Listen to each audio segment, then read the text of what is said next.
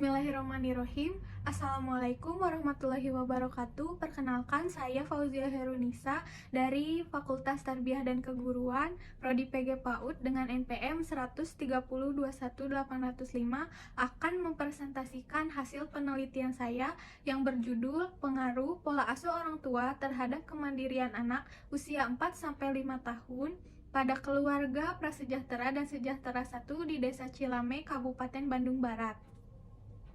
Latar belakang dari penelitian saya yaitu berdasarkan data yang ditemukan menurut WHO pada tahun 2010, tercatat hanya 54,03% anak yang memiliki kemampuan sosialisasi dan kemandirian yang baik. Kemudian salah satu faktor yang dapat mempengaruhi kemandirian anak yaitu adalah pola asuh orang tua. Pada saat ini masih banyak orang tua yang beranggapan bahwa kemandirian akan tumbuh dengan sendirinya seiring bertambahnya usia anak.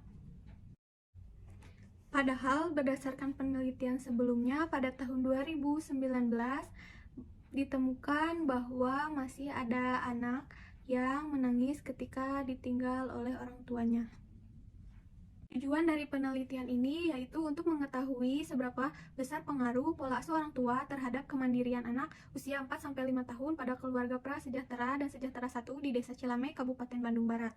Kerangka berpikir dari penelitian ini yaitu terdapat 4 tipe pola asuh menurut Diana Baumrind, yaitu pola asuh demokratis, pola asuh otoriter, pola asuh permisif, dan pola asuh penelantar. Dalam penelitian ini, asuh yang dapat membuat anak mandiri adalah pola asuh demokratis, sedangkan pola asuh otoriter, permisif, dan penelantar itu tidak dapat membuat anak menjadi mandiri. Metodologi penelitian yang digunakan pada penelitian ini yaitu ex post facto, di mana penelitian ini dibuat berdasarkan peristiwa yang telah terjadi, kemudian peneliti mencari pengaruh pola asuh terhadap kemandirian. Kemudian pendekatan yang digunakan adalah pendekatan kuantitatif. Teknik pengumpulan sampel pada penelitian ini yaitu menggunakan purposive sampling, di mana peneliti dalam pengambilan sampel itu diawali dengan pemilihan daerah yang mayoritas penduduknya berlatar belakang ekonomi prasejahtera dan sejahtera 1. Teknik analisis data dalam penelitian ini yaitu menggunakan analisis statistik deskriptif dengan menggunakan rumus persentase. Kemudian peneliti juga melakukan uji asumsi klasik yang terdiri dari uji normalitas, uji heteroskedastisitas, dan uji linearitas sebagai uji prasyarat untuk melakukan uji regresi linear sederhana. Selanjutnya, uji validitas dan uji reliabilitas. Uji validitas pada penelitian ini menggunakan R-tabel 0,279 karena N sama dengan 50. Pada penelitian yang sudah dibuat ini terdapat 27 pernyataan, di mana sebanyak 17 butir pernyataan dinyatakan valid dan 10 butir pernyataan dinyatakan tidak valid. Uji reliabilitas, di mana peneliti melakukan uji ini menggunakan rumus Alpha-Cronbach.